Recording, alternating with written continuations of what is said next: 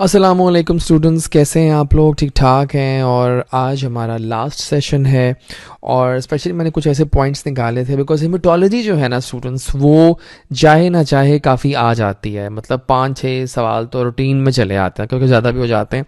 तो आई just thought कि I should not skip some major aspects. मतलब हम आपको हेमेटोलॉजिस्ट नहीं बनाना चाह रहे इस सेशन में, लेकिन हाँ हम ये ज़रूर चाहते हैं कि आपको पता हो कि बेसिक्स क्या हैं, कुछ मेजर इलनेसेस जो हेमेटोलॉजिकल डिजीजेज हैं वो पता होनी चाहिए आपको। And I think that's very important, right?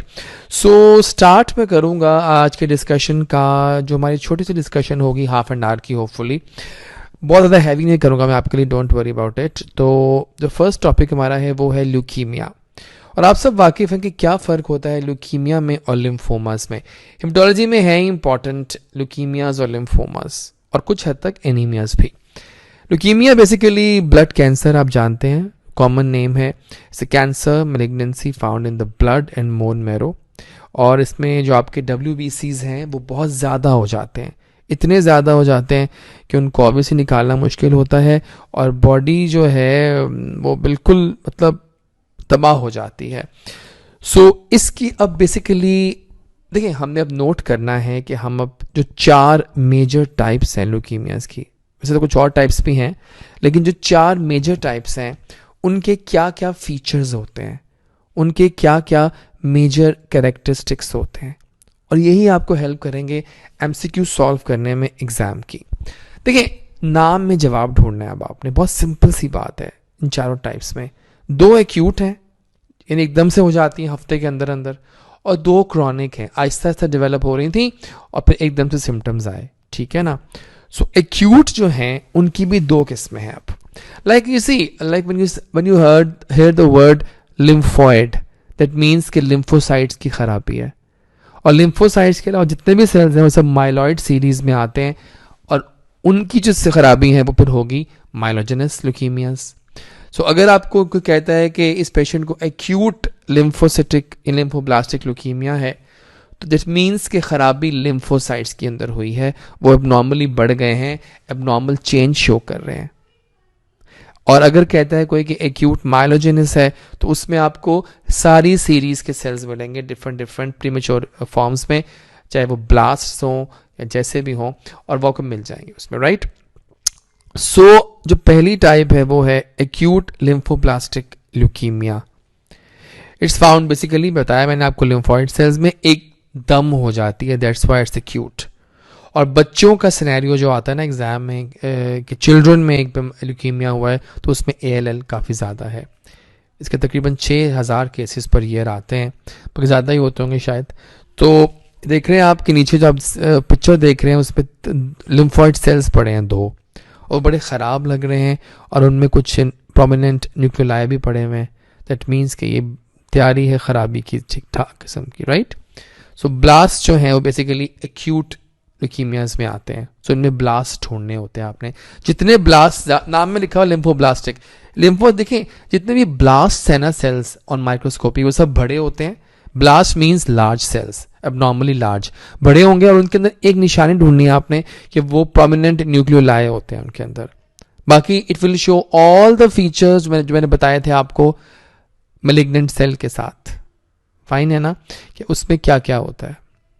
एक मैलिग्नेंट सेल में प्लेमॉर्फिज्म होता है, NC रेशो बड़ा होता है, हाइपरक्रोमैटिक न्यूक्लियाई होते हैं, लॉस ऑफ पोलैरिटी होती है, स्कैंटी साइटोप्लाज्म होता है, एब्नॉर्मल माइटोसिस होती हैं। These all findings are seen in all the malignant cells of the body. ठीक है? सो मैलिग्नेंसीज में, सब मैलिग्नेंट सेल्स में यही फीचर्स होते हैं, और ये देख रहे हैं आप इसके अंदर। तो ये बेसिकली ALL है। AML में क्या होगा? Found in myeloid cells. ये भी क्योंकि एक्यूट है, ग्रोस क्विकली। ये बच्चों और बड़ों दोनों में कॉमन है, और इसके ज़्यादा केसेस होते हैं। दैट मीन्स कि ये ज़्यादा है। नीचे देख रहे हैं आप बहुत तरह की इमेच्योर फॉर्म्स पड़ी हैं माइलॉइड सीरीज की, तो आपको नजर आ जाएंगी वो। आगे चले, क्रॉनिक। क्रॉनिक की 2 टाइप्स हैं, chronic lymphoblastic leukaemia and chronic myelogenous leukaemia. Fine. और नाम में जवाब, CLL मशहूर है, बहुत जानते हैं आप लोग CLL, और जो CLL है अगर यही आपके लिम्फ नोड्स में हो जाए तो ये बन जाता है SLL, स्मॉल लिम्फोसिटिक लिम्फोमा, छोटे से लिम्फोसाइट्स का ट्यूमर। और अगर ब्लड में है तो फिर ये CLL है, और टिश्यूज में है लिम्फ नोड में तो फिर ये SLL है। फाइनल लिम्फोइड सेल्स चूंकि क्रॉनिक है, याद रखने मेरे पॉइंट्स आप, जो कि क्रॉनिक है तो ये स्लो ग्रो करेगी, ये बड़ों में होती है, कॉमन इन एडल्ट्स। अब नोट किए एक बात के, मैं तो बाद में करता हूँ इस बात आपसे, 55 प्लस में होती है CLL और केसेस बहुत ज़्यादा हैं। आप देखें नीचे पिक्चर में भी सब लिम्फोसाइट्स पड़े हुए हैं। और fourth type is chronic myelogenous leukaemia found in myeloid cells. Different तरह के आपको तमाम न्यूट्रोफिल है और बाकी सब सेल नज़र आ रहे हैं। ये भी स्लोली ग्रो करती है, एडल्ट्स में कॉमन है और इसके भी तकरीबन 6000 केसेस पर ईयर है। अब एक बात नोट की है कि क्रॉनिक एडल्ट्स में ही हो रही है ज़्यादातर, तो अगर आपको सिनेरियो एडल्ट्स के आते हैं तो ज़्यादा think of these two first. और जो एक्यूट है वो ज़्यादातर बल्कि हैं ही बच्चों में, और एक्यूट माइलोजेनस है वो बड़ों में होती है। जब बड़ों में होती है फिर तबाहकुन होती है, ठीक है ना। तो ये 4 हैं ल्यूकीमियाज की टाइप्स जो आपको पता होनी चाहिए और ये बहुत ज़रूरी होती है। ये देखें आप, ALL का थोड़ा दिखाता हूँ दोबारा आपको। लिम्फोब्लास्ट प्रोमिनेंट है, ये लिम्फ आपने देखे थे नॉर्मल लिम्फोसाइट्स इन्फ्लेमेशन में, ये abnormal lymphocytes and if you can see ये डॉट्स बने हुए बीच में, these are prominent nucleoli, these are lymphoblasts. Blast सिर्फ मिलेंगे आपको ALL में, लिम्फोब्लास्ट सिर्फ, ठीक है, फाइन। और ऐसे भी लिम्फोब्लास्ट पड़े जिनमें न्यूक्लियोलाई नहीं भी हैं, so worries, no worry about that. AML देखें आप, उसमें भी ब्लास्ट पड़े हुए हैं माशाल्लाह से, क्या ब्लास्ट है, बहुत आला। मैं इसलिए बहुत आला कह रहा हूँ क्योंकि पिक्चर हमारे पैथोलॉजिस्ट के लिए ना ये बड़ी फैंसी पिक्चर्स होती हैं। देखिए, all showing prominent nucleoli, these are features of blast. High NC ratio है, हाइपरक्रोमेटिक न्यूक्लियाई हैं, स्कैंटी साइटोप्लाज्म है, ठीक है ना, सब कुछ है इसमें। AML में क्या होगा, माइलोब्लास्ट आर प्रेडोमिनेंट, यानी कि लिम्फॉइड के अलावा तमाम cells. Granulocytoplasm with 3 to 5 nucleoli. And the last end पे जो पड़ी है वो है CML, increase in mature granulocytes and normal lymphocyte counts, mild increase in other things also, ठीक है ना। तो ये है टिपिकल CML की निशानी। ऊपर कुछ मेंशन किया हुआ है हेरी सेल ल्यूकीमिया के बारे में। ये भी बड़े मज़ेदार डिफरेंट टाइप के सेल्स होते हैं। और ये हेरी सेल ल्यूकीमिया जो है, इसकी भी खासियत ये है कि ये इसको जो हमने डिटेक्ट करना होता है ना, वो हमने फेस कंट्रास्ट माइक्रोस्कोपी के थ्रू करते हैं और उसी के थ्रू आइडिया होता है कि क्या है, बेसिकली इसके सेल्स को देखा जाता है, ठीक है ना। तो ये बहुत ज़रूरी है। और वैसे अगर हम बात करें हेरी सेल ल्यूकीमिया की, तो it's a type of cancer in which the bone marrow makes too many lymphocytes and it's a cancer of the blood and bone marrow and ये बहुत रेयर टाइप है ल्यूकीमिया की, जो कि वर्स हो जाती है स्लोली और doesn't get worse at all, ठीक है। So it is a serious condition for sure, fine. और इसमें एक्यूमुलेशन होती है एबनॉर्मल लिम्फोसाइट्स की, देख रहे हैं आप 3 पड़े हुए सेल्स, ये तीनों लिम्फोसाइट्स ही हैं, एबनॉर्मल लिम्फोसाइट्स, फाइन, ठीक हो गया। तो ये जनाब हो गई आपकी 4 types of leukaemia. Few more points देखने देख लीजिए। AML है, दोनों में है लेकिन ज़्यादा ओल्डर में है, आप बीच में देख सकते हैं। इसमें कुछ एक एरो बना हुआ है आयो रॉड, ये स्पेसिफिक आयो रॉड्स होते हैं इनके अंदर, ये आपके पूछेंगे हम उसमें MCQs में कि आयो रॉड्स किस में होते हैं, AML में होते हैं आयो रॉड्स, ठीक है। ये बड़ी निशानी होती है AML की, क्योंकि ये इसकी खासियत है। और बेसिकली आयो रॉड्स होते हैं they are actually large crystalline cytoplasmic inclusion bodies, जो कि माइलॉइड ब्लास्ट सेल्स में ऑब्जर्व होती हैं ड्यूरिंग AML, फाइन। एंड इसके अलावा they also seen in high grade myelodysplastic syndromes and myeloproliferative disorders. Clinical देख लें आप, भी फीचर्स हैं जो bone pain, fever, weight loss, lymphadenopathy, और ऑन द माइक्रोस्कोपी ल्यूकोसाइटोसिस, बहुत ज़्यादा ल्यूकोसाइट्स होंगे, एनीमिया पेशेंट को होगा और थ्रोम्बोसाइटोपेनिया भी होगा, इसको बाद में करते हैं। ये देखिए आप CLL है, आई अगेन रिपीट, तमाम लिम्फोसाइट्स मिलेंगे आपको हर जगह से, lymphocytes. Most common adult cell leukaemia is CLL। Median age है 65 ईयर्स, इंडोलेंट होती है, वही सब फीचर्स हैं इसके भी। और इस पर लिम्फोसाइटोसिस होता है। इस पर कभी कभी ऐसा होता है कि जो सेल्स है ना वो एकदम से टूट से जाते हैं लाइक अ स्मज। ये देख रहे हैं आप, this smudge cell is typical and peculiar of CLL, chronic lymphocytic leukaemia. और आपको ये निशानी होती है स्मज सेल्स की, ये मिलते हैं आपको CLL के अंदर। और ये जो टाइप है ये तो आप जानते हैं, 922 फेमस फिलाडेल्फिया क्रोमोसोम ट्रांसलोकेशन आपको मिलती है CML में। और ये बड़ी ख़ास बात है इसकी, बहुत ज़्यादा है ये। और BCR एबल ट्रांसफ्यूजन जो आपको मिलती हैं, कोलिजन होता है उसका। मैं आपको सारा इसका पहले मैकेनिज्म बता चुका हूँ कि एबल जो है वो 9 से जाता है टूवर्ड्स 22 और वहाँ पर BCR से यूनाइट करता है और एबल और BCR मिल के एक नया हाइब्रिड जीन बनाते हैं जो कि एबनॉर्मली सिग्नल्स भेजते हैं इंक्रीज टायरोसिन काइनेज एक्टिविटी के लिए, जो कि एबनॉर्मल ग्रोथ को फिर प्रोमोट करता है। ठीक है, सो ये आपको मिल जाएगा CML में। फाइन, ये हो गया। लेट्स वेट, ये देखें आप, ये है जनाब मेजर डिफरेंसेस लिम्फोसिटिक और माइलॉइड ल्यूकीमियास के। पहले ये देख लेते हैं ऊपर टॉप पे, सॉरी पहले टॉप वाला देख लेते हैं। ये देख लीजिए आप, सब लिखा हुआ है इसके अंदर कि क्या है।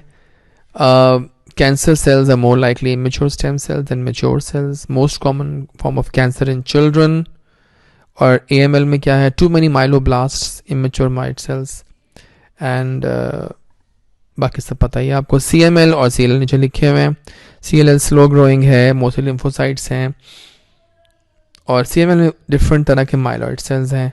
और Philadelphia chromosome is the main target of this one. ये देखिए आप, एक और पिक्चर है ALL की। Most common cancer in children is ALL। Fine, so बच्चों में भी है, बड़ों में भी है, लेकिन ज़्यादा बड़ों में है। और स्टेम सेल्स बने, फिर lymphoid stem cell, lymphoid blast, B cell, T cell, और इसके भी फीचर देखे हैं क्लिनिकली।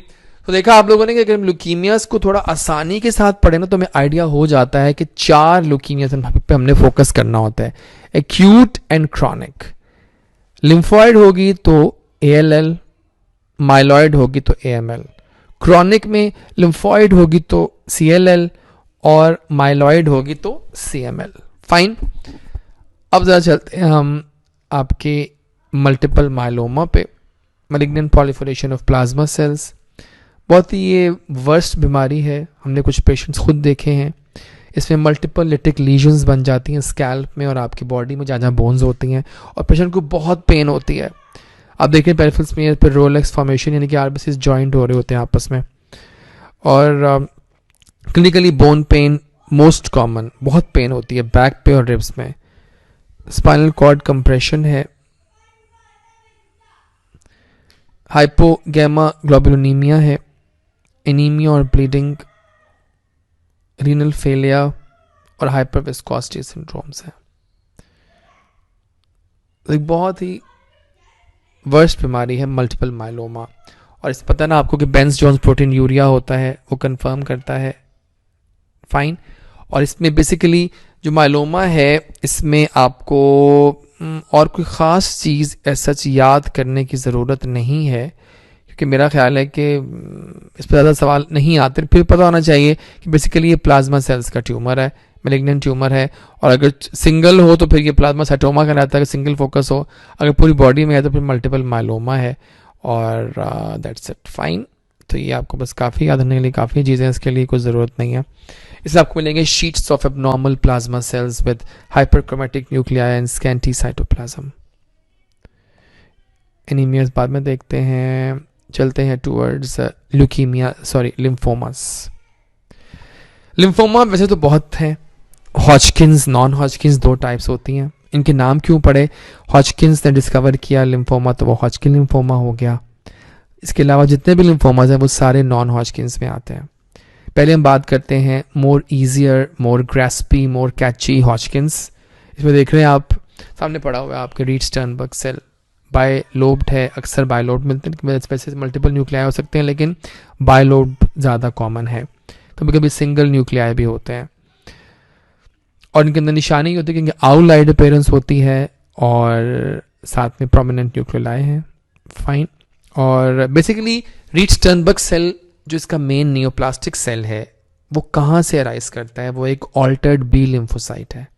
और इसको किस वायरस ने ख़राब किया? Epstein Barr virus. पहले देख चुके हैं आपके, एप्स्टीन बार करती है हॉजकिंस भी। सो बी सेल से अराइज होता है Reed Sternberg, actually transform B cell ही है और एडल्ट्स में भी है, टीन्स में भी है, यंग में भी है। प्रोग्नोसिस इसका बेहतर है। इसकी वजह से 4 टाइप्स होती हैं। आई डोंट थिंक आपको ज़रूरत है, लेकिन तो बताया तो मैं आपको। इसकी 4 टाइप्स होती हैं। एक होती है मिक्स्ड सेलुलैरिटी, यानी पॉपुलेशन मिक्स्ड होती है। एक होती है नोडुलर स्क्लेरोसिस, यानी कि नोड्यूल्स भी बने होते हैं और फाइब्रोसिस भी हो रहा होता है। स्क्लेरोसिस मीन्स फाइब्रोस ज़्यादा कॉमन है। कभी कभी सिंगल न्यूक्लियाई भी होते हैं और इनके अंदर निशानी होती है क्योंकि आउटलाइड अपीयरेंस होती है और साथ में प्रोमिनेंट न्यूक्लियाई हैं। फाइन। और बेसिकली रीड-स्टर्नबर्ग सेल जो इसका मेन नियोप्लास्टिक सेल है वो कहाँ से अराइज करता है? वो एक ऑल्टर्ड बी लिम्फोसाइट है और इसको किस वायरस ने ख़राब किया? Epstein Barr virus. पहले देख चुके हैं आपके, एप्स्टीन बार करती है हॉजकिंस भी। सो बी सेल से अराइज होता है Reed Sternberg, actually transform B cell ही है और एडल्ट्स में भी है, टीन्स में भी है, यंग में भी है। प्रोग्नोसिस इसका बेहतर है। इसकी वजह से 4 टाइप्स होती हैं। आई डोंट थिंक आपको ज़रूरत है, लेकिन तो बताया तो मैं आपको। इसकी 4 टाइप्स होती हैं। एक होती है मिक्स्ड सेलुलैरिटी, यानी पॉपुलेशन मिक्स्ड होती है। एक होती है नोडुलर स्क्लेरोसिस, यानी कि नोड्यूल्स भी बने होते हैं और फाइब्रोसिस भी हो रहा होता है। Sclerosis means fibrosis. एक है लिम्फोसाइट रिच, लिम्फोसाइट ज़्यादा है।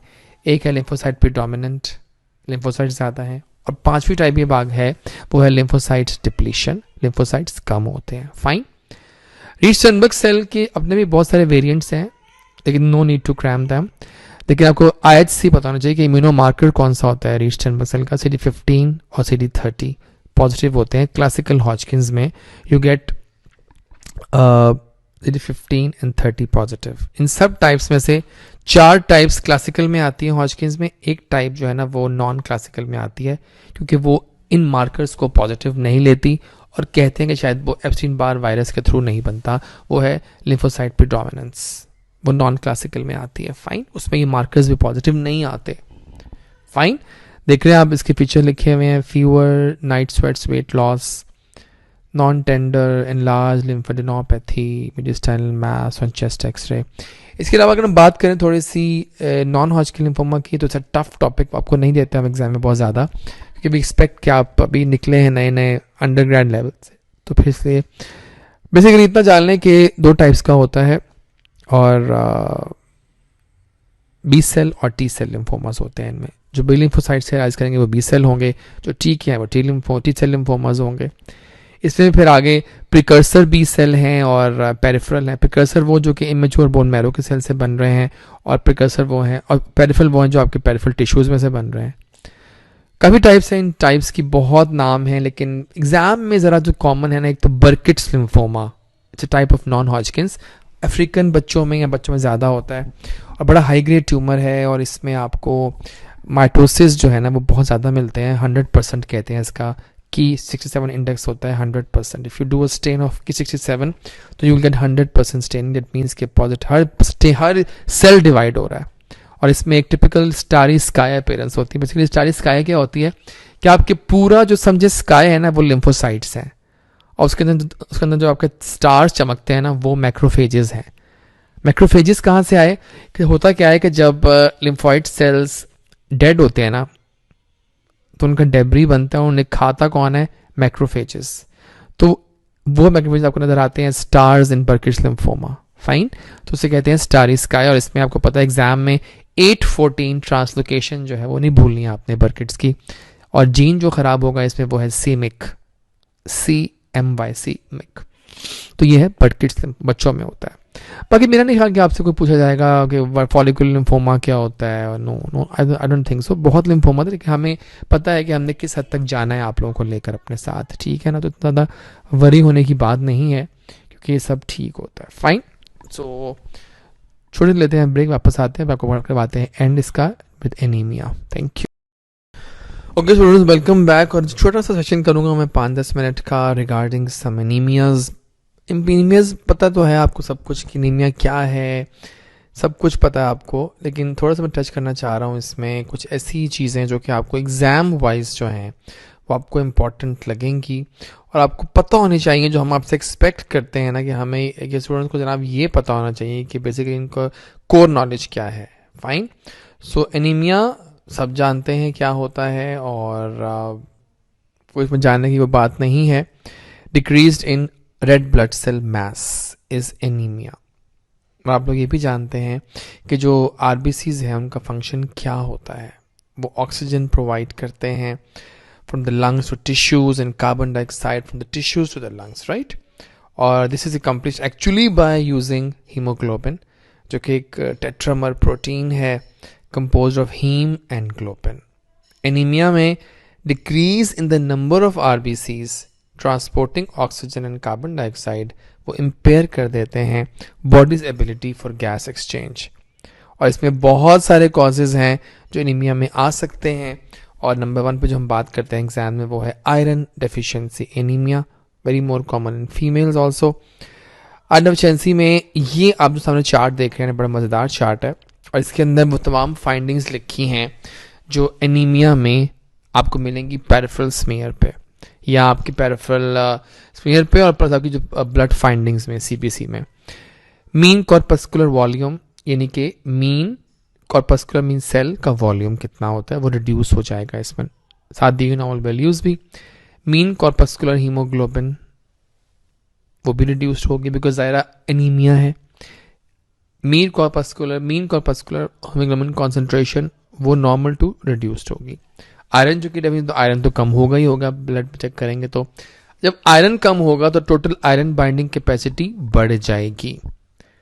बाकी चीज़ें इतनी खास इंपॉर्टेंट नहीं है एग्जाम वाइज, लेकिन जस्ट आपको मैंने दिखा दी फाइंडिंग्स। और पेरिफेरल स्मीयर, यहाँ पेरिफेरल स्मीयर में आपको क्या मिलता है, बिकॉज डेफिशिएंट सारे हैं सेल्स, एनीमिया है, तो आपको उनमें क्या मिलेगा, उनमें मिलेगा आपको हाइपोक्रोमिया,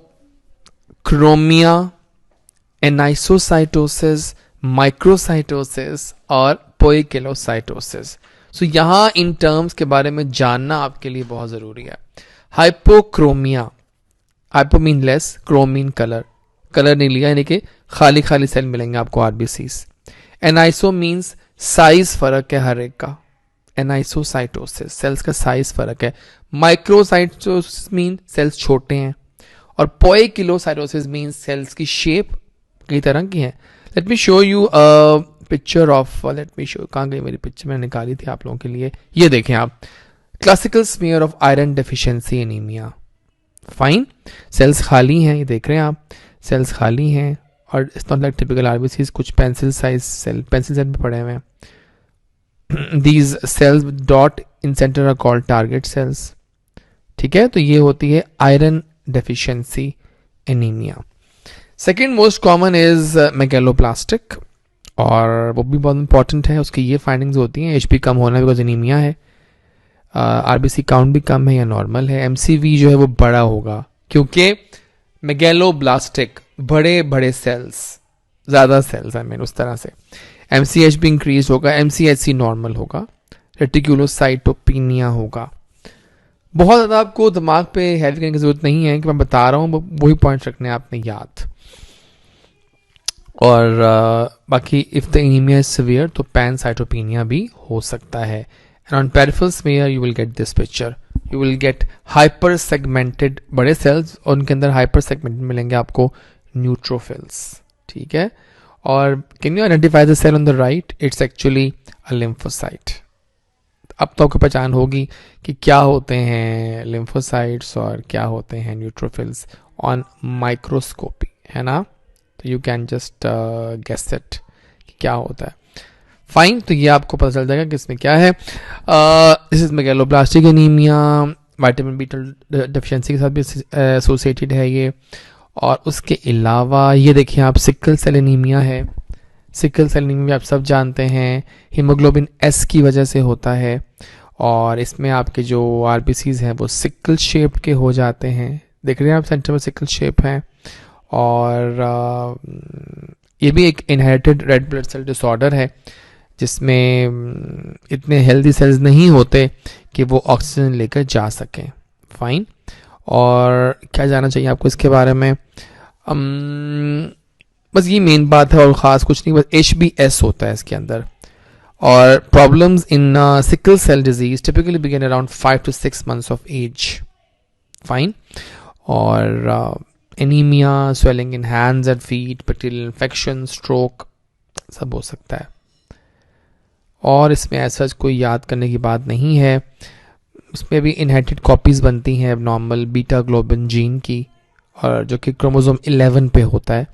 लेकिन ऐसा कोई आपको याद करने की ज़रूरत नहीं है. मोर than this one is not ज़रूरी, को ख़ास नहीं करना आपने. और ये देखिए आप, ए प्लास्टिक एनीमिया है. इसमें कुछ भी नहीं बनता, बिल्कुल बोन मैरो आपका खाली पड़ा होता है. This is a plastic anaemia. इसमें कुछ नहीं बन रहा और बोन मैरो बिल्कुल खाली पड़ा हुआ है. ना प्लेटलेट्स बन रहे हैं, ना RBCs, ना WBCs, सब खाली पड़ा हुआ है.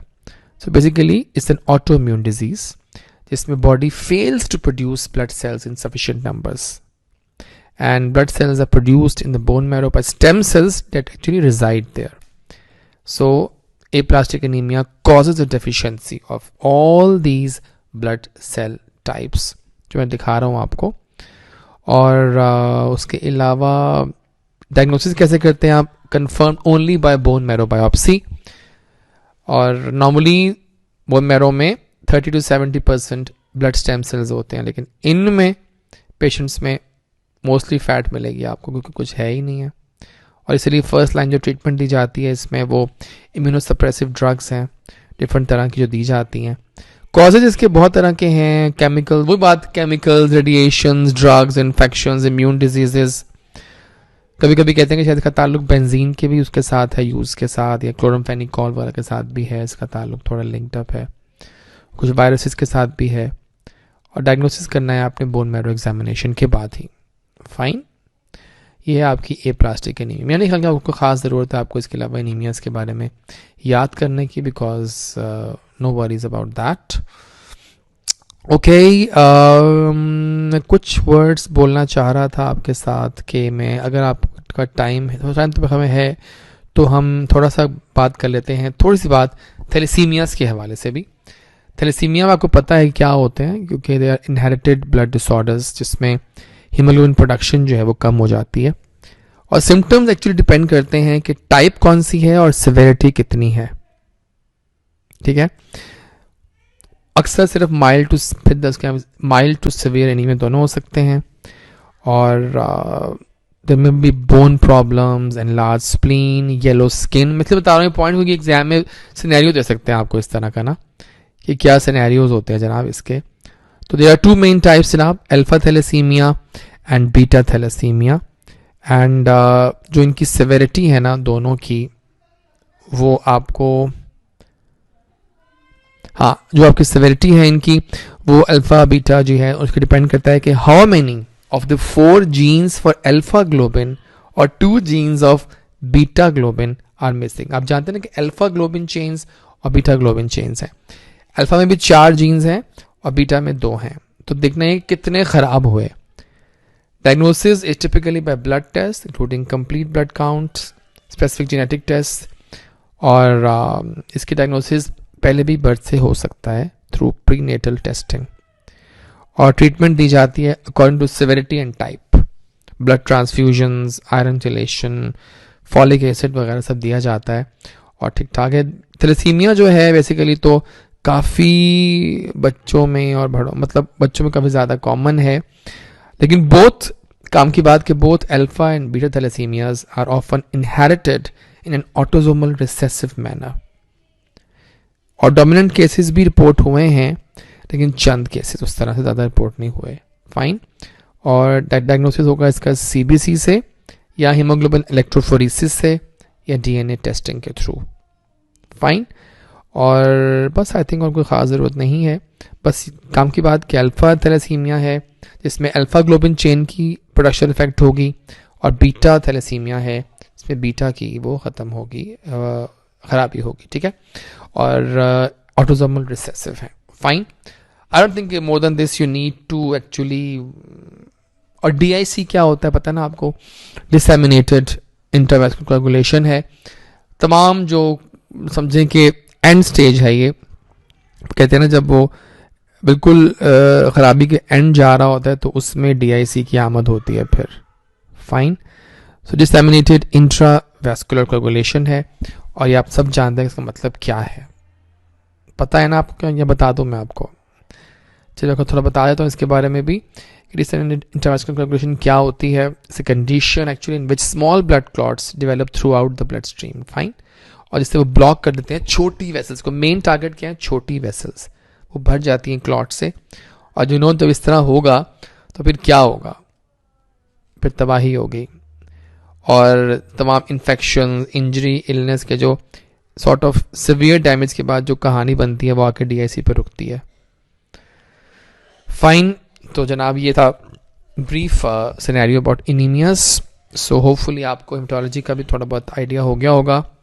और any questions, any things you want to ask, जब भी, I am open for you on Telegram. Just shoot your question, I will explain you with the logic, because without logic हम किसी भी सवाल पे नहीं जाएंगे. Fine. So thank you everyone, have a good night, have a happy Ramzan. Till next time, take care. Allah हाफिज़.